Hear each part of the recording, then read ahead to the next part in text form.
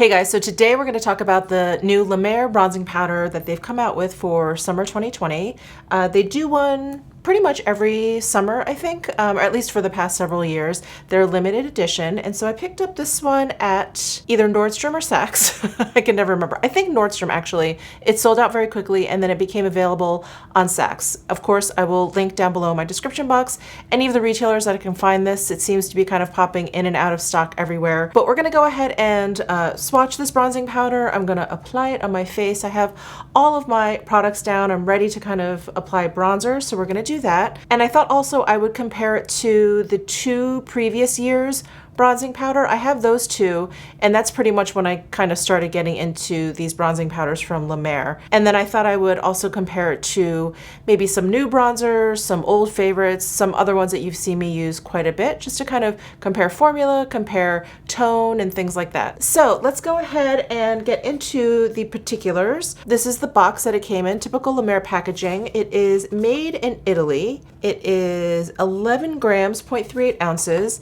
and here is the outside packaging. It's really, really beautiful. It's the same shape as the bronzing powders from last year and the year before. It's also the same shape as their sheer pressed powder, but it has this new unique design on the front. It's really beautiful. I love this kind of like peachy rose gold bronze color. And then it has like a chrome finish around the edges there. So the compact itself has a pretty nice weight. It has a mirror on the inside, and then the bronzing powder actually has a highlight and a blush with the bronzer in the middle. And it seems like Mer kind of changes up what they put into the pan of their quote-unquote bronzing powder.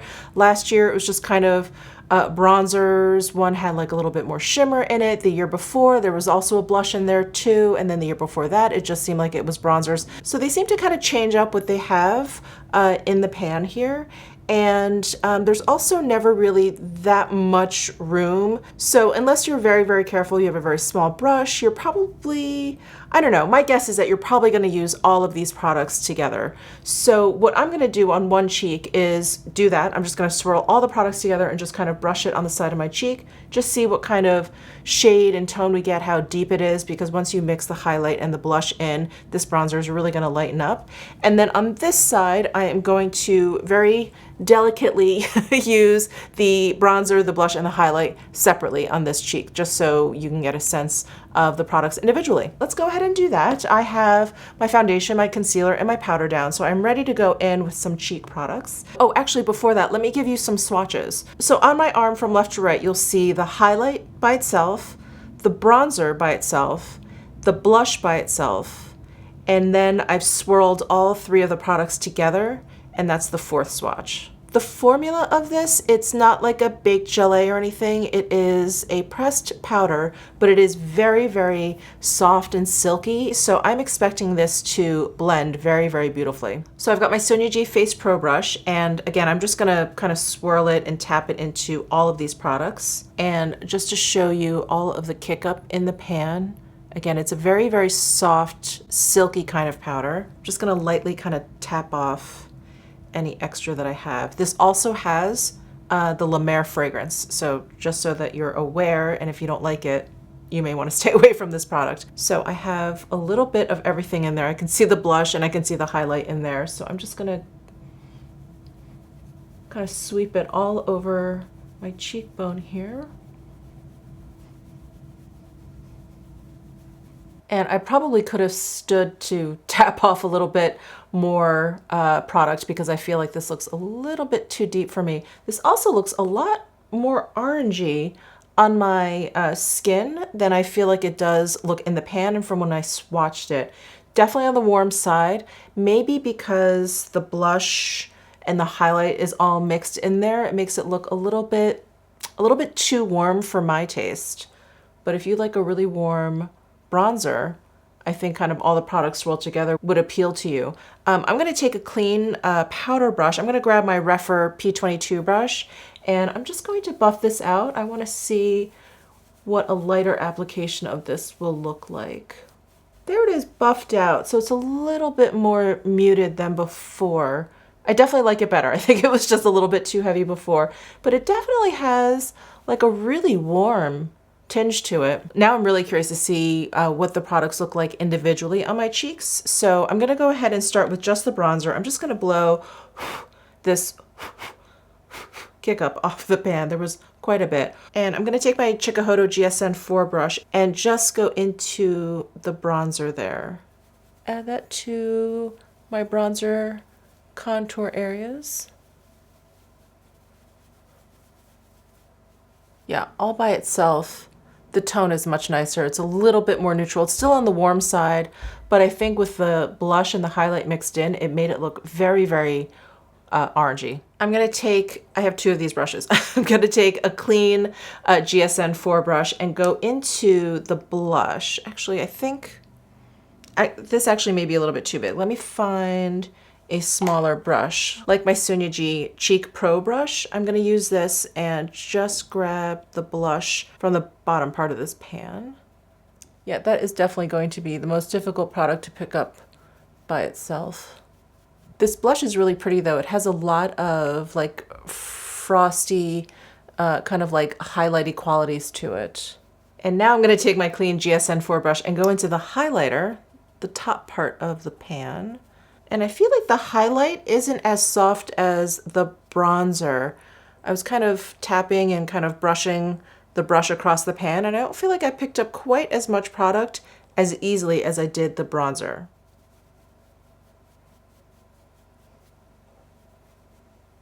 Wow, that is a very golden highlight. It's very, very warm. It may be a little bit deep for my skin tone. I'm gonna take that P22 brush, kind of work that in. Now that I've played around with these products, I think these two products would work really beautifully together. This would give it just like a nice highlighty sheen.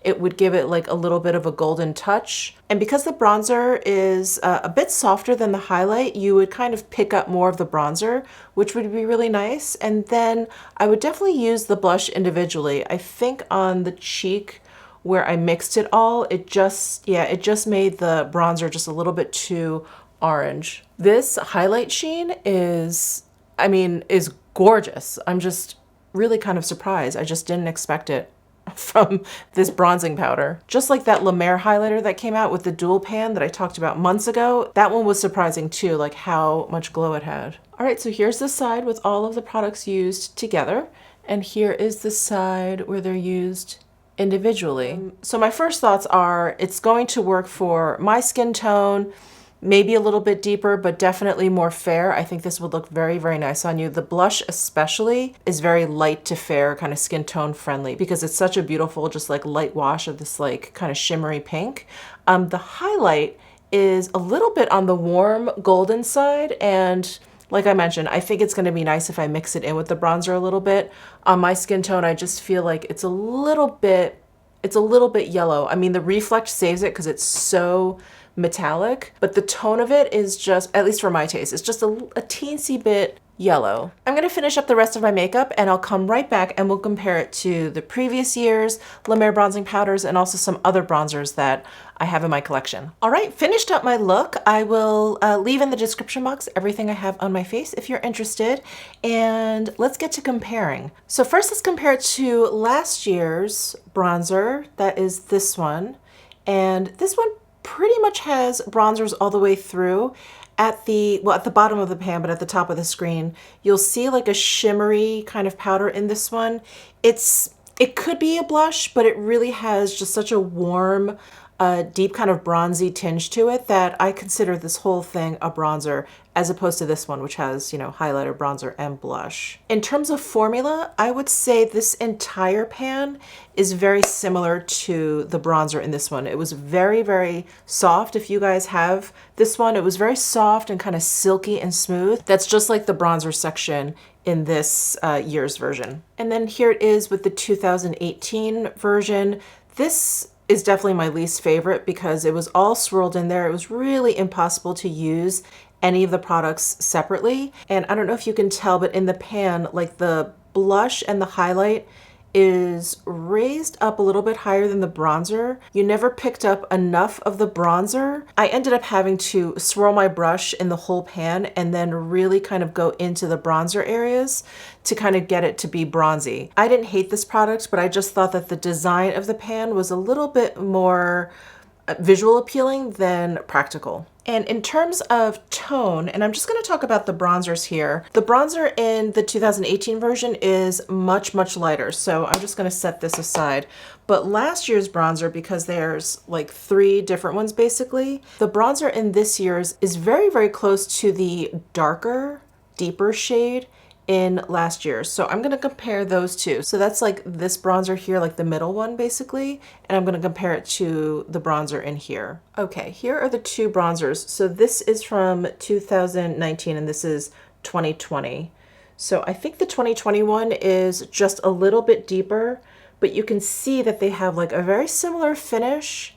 And the formula is very, very similar. They're both very soft and very silky powders. Next, let's go ahead and compare it to the brand new Kosas bronzers. I know there's been a lot of interest in this, and I did do a dedicated video to these bronzers. If you're interested, I will link it down below in my description box if you want to check it out. But they came out with 3 shades. This is the light one, and this is the medium one. Just by looking at the pans, I think the Le Mer one kind of comes in between the light and the medium of the Kosas, but I'm gonna go ahead and swatch all 3 next to one another. Oh wow, interesting. Okay, so this is the Kosas medium, the Kosas light, and then here is the Le Mer. The Le Mer actually looks deeper than the medium. How interesting. Yeah, I think the bronzer in the Le Mer would really do well to be mixed with the highlight. So actually, I'm gonna do that right now. I'm gonna swatch the bronzer and the highlight together and see where it falls in regards to the Kosas bronzers. Oh yeah, that's a little bit better. So that is the Le Mer with the highlight and the bronze mixed together. And I feel like now that kind of falls in between these 2. And the Kosas bronzers look a lot warmer than the Le Mer. So again, Kosas medium, Kosas light, Le Mer bronzer, and Le Mer bronzer and highlight mixed together. Of course, I have to compare it to one of my all-time favorite bronzers. This is the Tom Ford Soleil Glow Bronzer in Terra.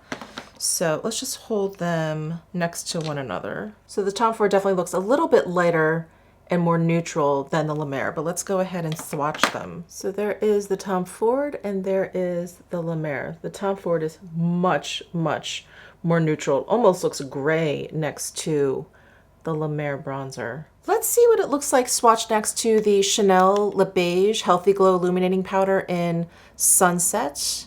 This has like a golden sheen to it, but I think they could be actually very similar. So there's the Chanel on top and then there's the Le Mer. The Chanel has quite a bit more of a golden sheen to it, which I think just makes it just so much fun on the skin. And then the Le Mer has a little bit of that sheen to it, but not nearly as much as the Chanel.